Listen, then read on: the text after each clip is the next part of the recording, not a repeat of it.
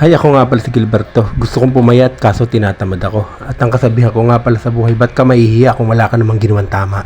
Linggo nga pala ngayon kaya gusto ko magluto ng lechong kawali. Wala lang, gusto lang namin kumain ng masarap.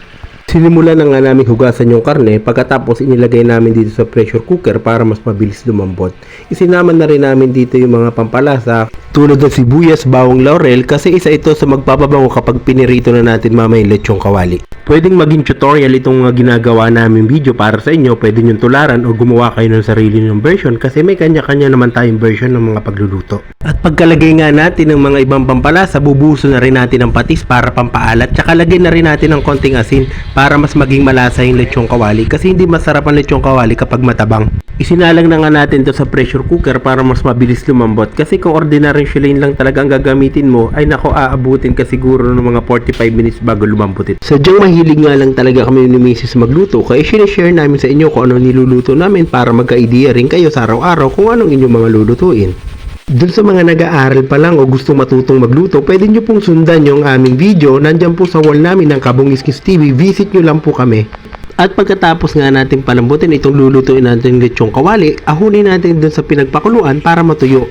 Punasan din natin ng tissue para mas mabilis matuyo at hindi tumalsik kapag ipinirito natin. Alam naman natin lahat siguro na kapag nagprito ka ng lechong kawali o crispy pata, napakalakas talaga ng talsik, lalong-lalo na kung hindi mo pinapatuyo. At dito nga ipansamantala natin ilagay siya sa ref para mamaya kapag iniluto natin ay crispy na siya. Dito nga kami nagluto sa maliit na kaserola kasi para lubog yung mantika at maliit lang din naman yung piprituhin namin lechong kawali. At kapag alam nga nating mainit na yung mantika, saka natin ilagay yung karne.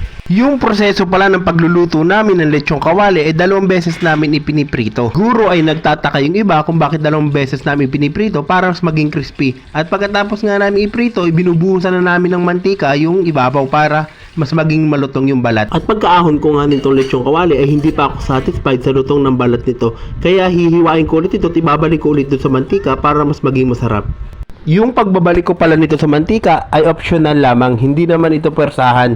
At pagkatapos nga namin iprito ito ay makikita nyo naman ang itsura. Wow! Sobrang mukhang masarap at mukhang nakakagutom. Mainihanda na rin pala kami mga sausawan dito katulad ng toyo suka na may sibuyas. Sobrang sarap nito guys. At hindi naman natin ito malalaman kung masarap kung hindi natin matitikman. At ito lang nga susubukan kong tikman kung ito nga ba ay talagang quality o sa itsura lamang. Shoutout nga pala sa lahat ng followers ng Kabungiskis TV. Maraming salamat sa panonood ninyo.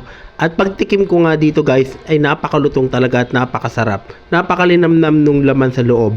For today's video ay sobrang successful at napakasarap po ng ating iniluto. Maraming salamat po Panginoon sa inyong biyaya na ipinagkaloob sa amin sa araw na ito.